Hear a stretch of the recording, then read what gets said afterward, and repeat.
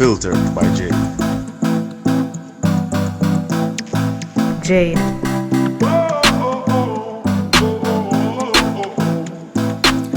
Welcome to the Unfiltered by Jade, where we educate, empower, and entertain. Feel free to like, share, subscribe, download, donate, and make everybody know about this.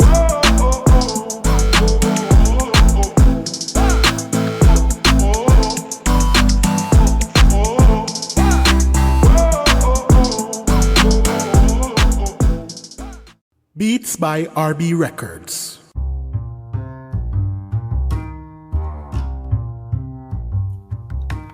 Shopping assistance, your style, your budget.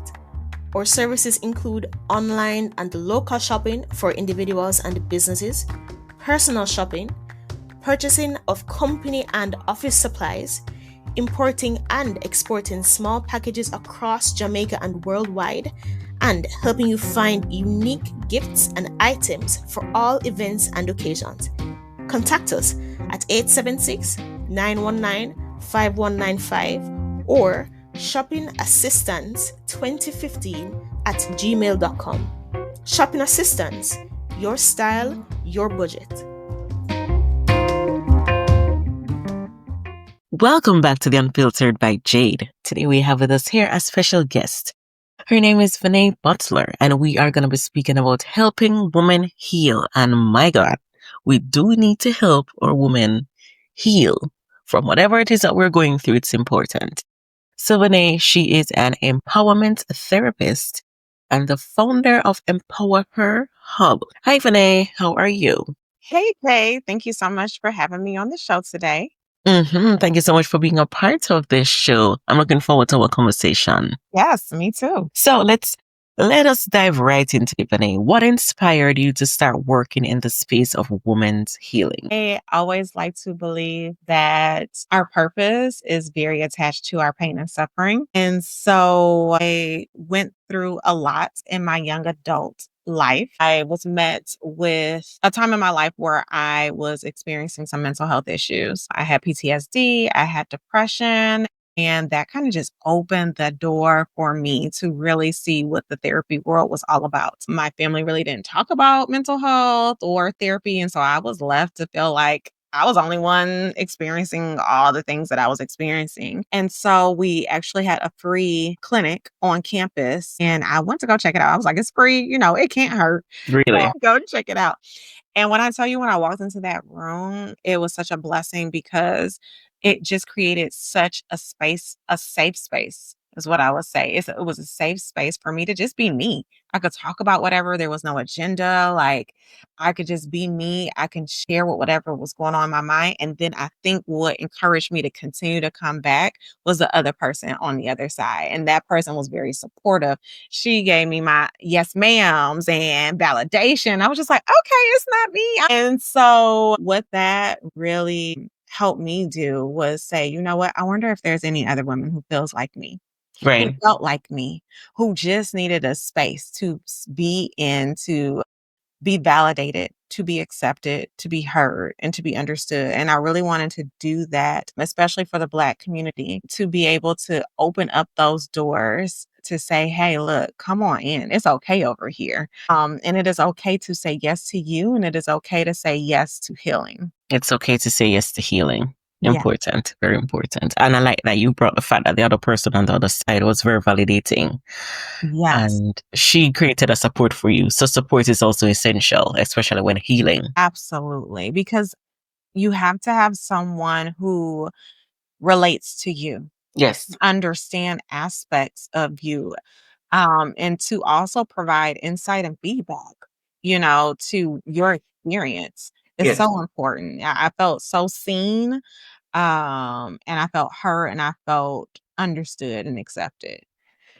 Lovely. Why do you think so many women struggle though with giving themselves permission to heal? I think that this comes from generations before us where they had to be strong, and being strong meant not acknowledging or addressing any areas of weakness, and that we had to keep going. Like, strong men, keep going. You don't have time to stop. You don't have time to sit down and cry. Like, you got to keep going. You got to meet the needs of others, and you have to meet other obligations. And we always took kind of like this back seat.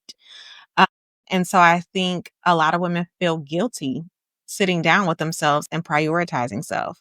I think a lot of women don't feel comfortable with being in the quietness of them. And so what I love to do is to help women get back into relationship with themselves and be able to rediscover the authentic pieces of them that has been suppressed, hidden, or rejected. You know, when you started off, I was like, well, Vanay, I think our generation prior to us, they are the one that caused us to live in PTSD. Because being strong and not dealing and sitting in our pain and feeling it, and that allows us to suffer more. We're suffering, we're not dealing with it, so we're sweeping it under the carpet, which affects us more. So they never taught us about resilience and dealing with issues. They taught us that no, you need to move on, and life doesn't allow for it. Life does allow for it, because what happens is that if you don't deal with the problems that you're facing, no, you're dealing with it in other ways. We're making poor decisions. Our health is affected, right? We want to throw things out of the car and mash up people's car. We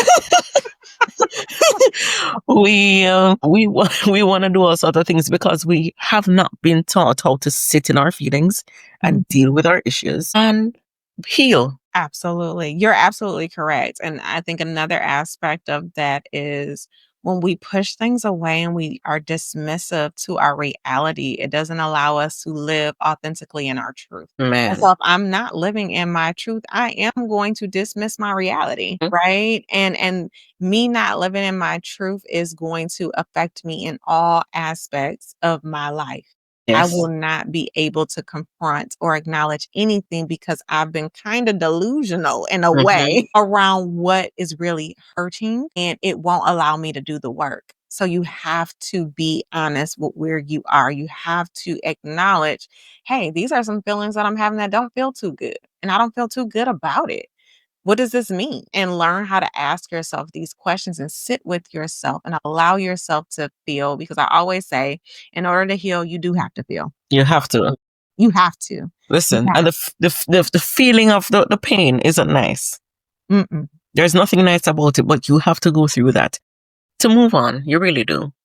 Absolutely. And you have to teach your brain that on the other side of this pain and suffering, it's another world over here. It's not that this world doesn't exist. Because when we don't adhere to it, right? If we don't acknowledge it, it teaches our brain like, hey, we don't ever go over here. We can't manage what's over here. We can't handle it. It would be the end of the world if we were to do that. That's what you're reinforcing. That's the message that you're reinforcing back to your mind. And what you need to teach it by sitting down with yourself and saying, no, we do know how to manage.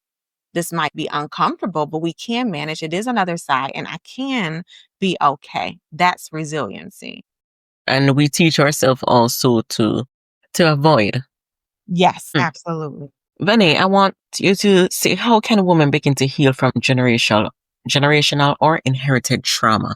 And for the example I was thinking about in terms of this is, like when, so we grew up using a particular pot. We're cooking something, chicken, something. We cook it a particular way because that's how we saw our parents cook it, or our mom or grandmother. That's how we saw them cooking, so that's how we do it, right? And that's how we teach our children. This is how you cook this and so. Until someone stops and asks, where did you learn this? And you say, probably my mom or my grandma. So why do you cook it this way? Well, it's just how she did it. Yeah, but why? We never stop to find out, why is it that you cook it this way? Sometimes it was cooked this way because they never had other ingredients, so they use these ingredients, right? So just like that, we pass on unanswered questions or trauma to our generations without finding out the reason why. Because I may say, okay, well, now I have a different pot, so I can cook chicken in a different pot instead of a Dutch pot. I don't have to continue the trend of using the Dutch pot because my mom did it because my grandmother did it because a great grandmother did it and whatever. Right. I can now use a different pot because other pots are accessible. Yeah. Yeah. I love that analogy so much because it is absolutely true. We just do things because of what was modeled before us. And Yes.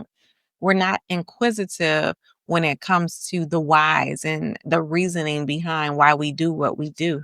We just Right. know this is just the way of what we've been doing and what we've been taught. So I'll continue it. And the unfortunate part is sometimes it can be detrimental, Yes. ineffective, and sometimes it can be dishonoring to Yes. self, and we don't even realize it.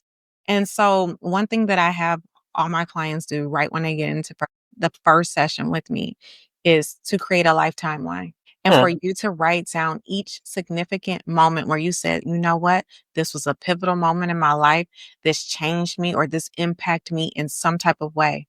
I then ask you to go a step further and ask yourself, what emotion did this event bring up? And what was the belief that was established around there?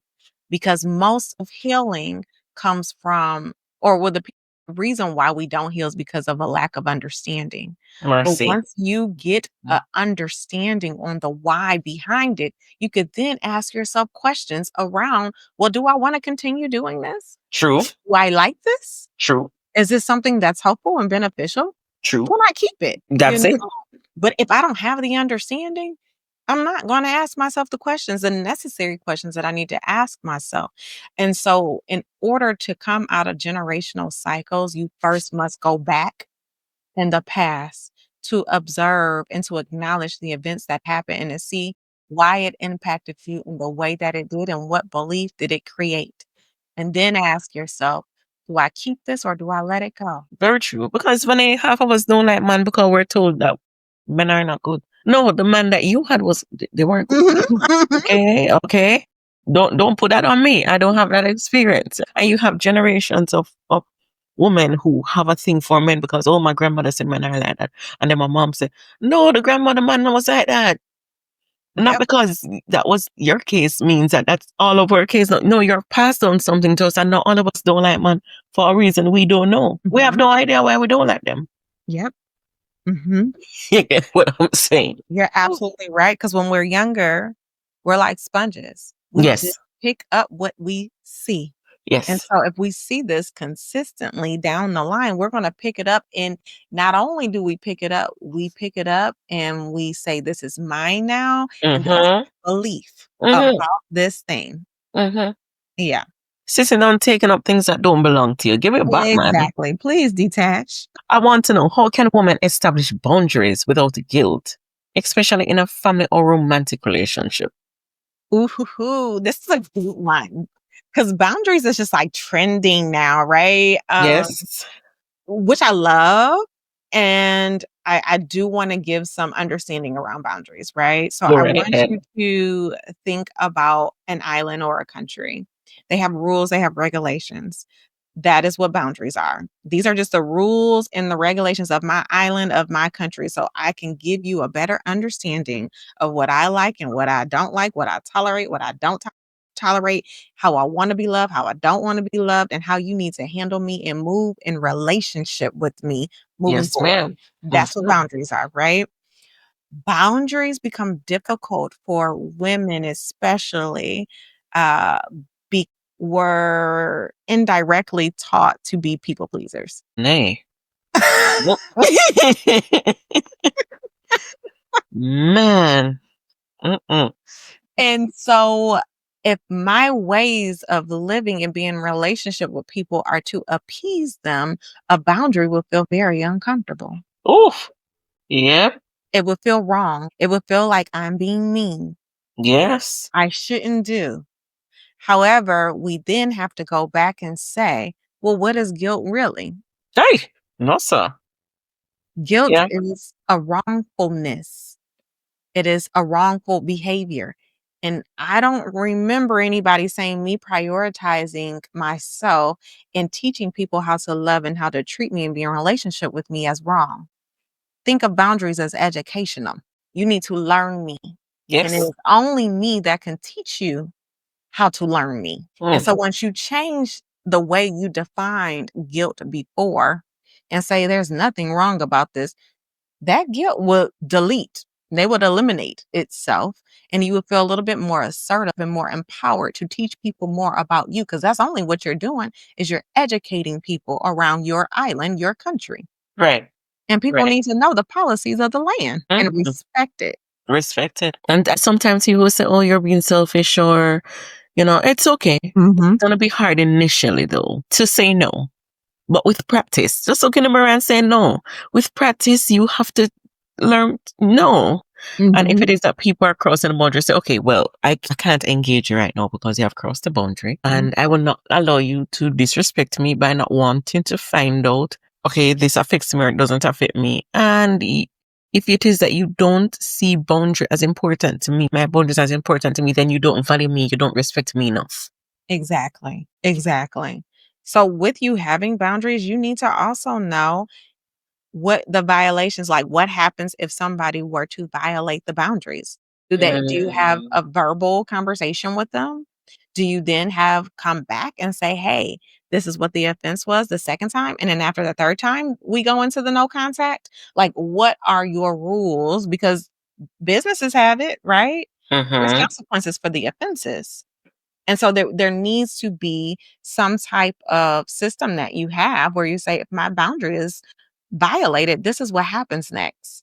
And you need to be consistent with that. Aye. Okay. Okay. Yeah. I never thought about it before, but there have to be consequences to people not valuing or not not valuing the boundaries that you set, Mm-hmm. right? Because if there's no consequences, guess what we do? We enable them to continue to do the same behavior that we don't like.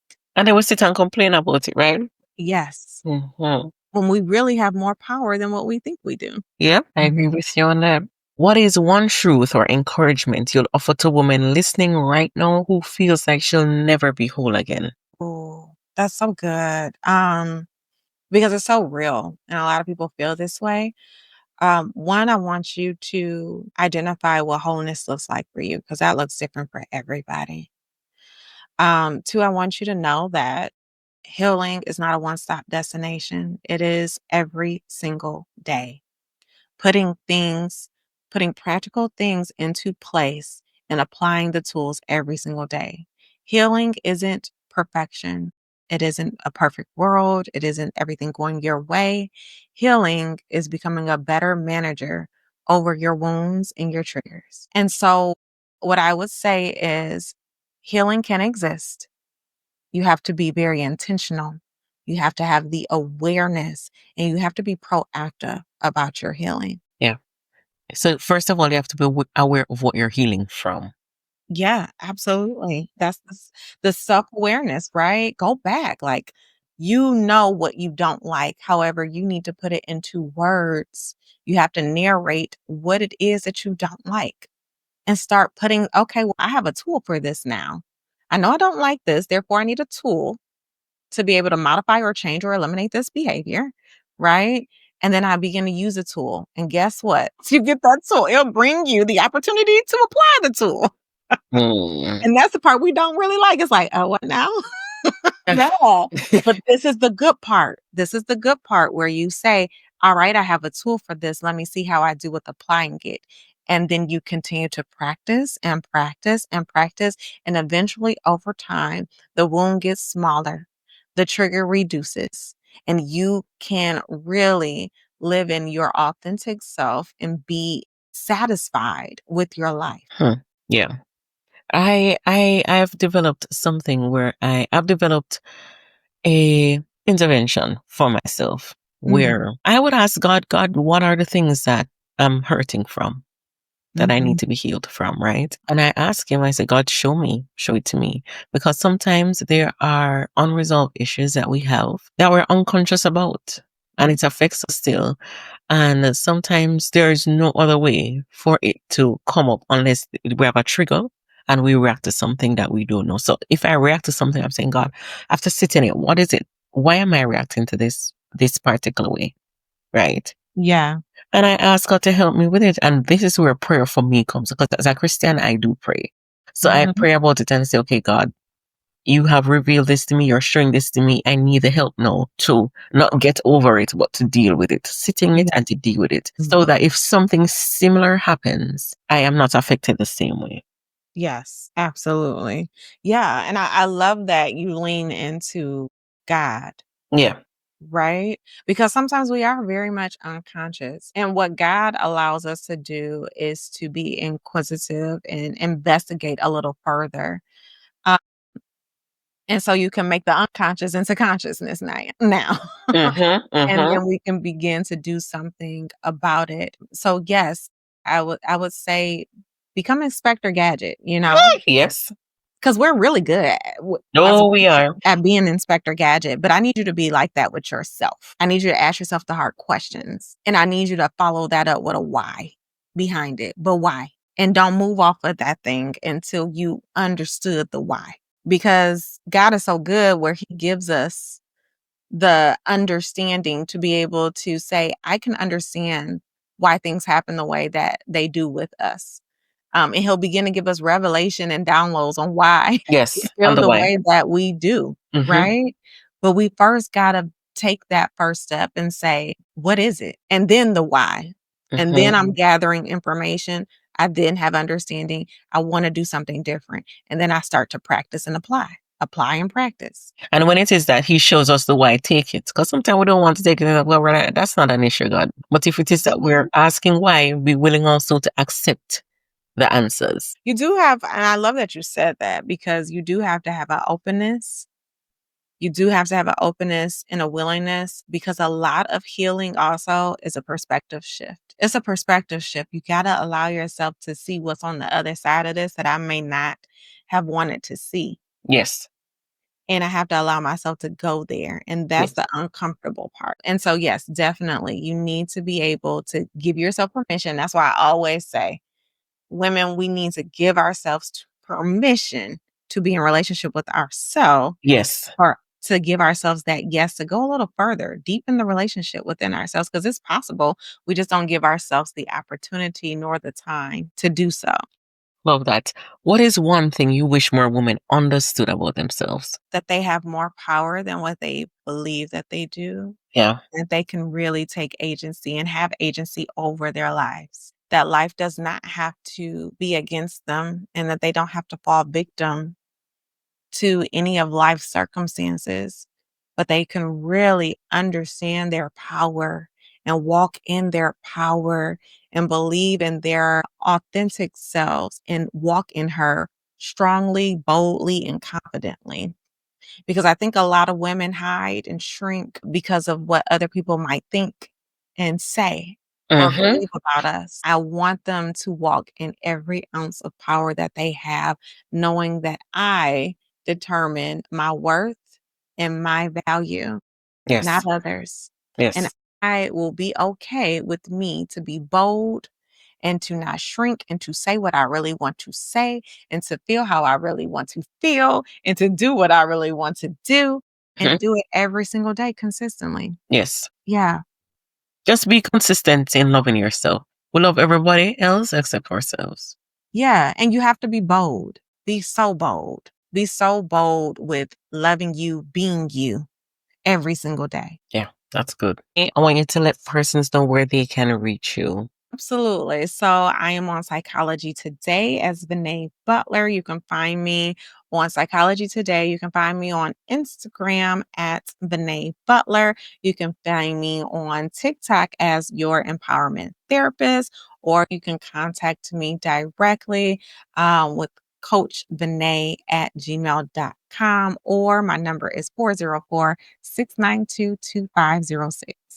But you're everywhere, man, Vanny. You are everywhere. I am everywhere. Oh, Lord have mercy. Thank you so much for sharing and reminding us of who we are and that we have the power to make decisions for ourselves and to live in our true, authentic self without hesitation, without reservation, and with boundaries. Yes, I love that. No, man. This needs to go on a t-shirt. Oh, my goodness. Thank you so much for having me on the show. No problem. Thank you so much again. And I want to say thank you to my listeners on the Unfiltered by Jade. and we'll be back next week, Tuesday. Thank you.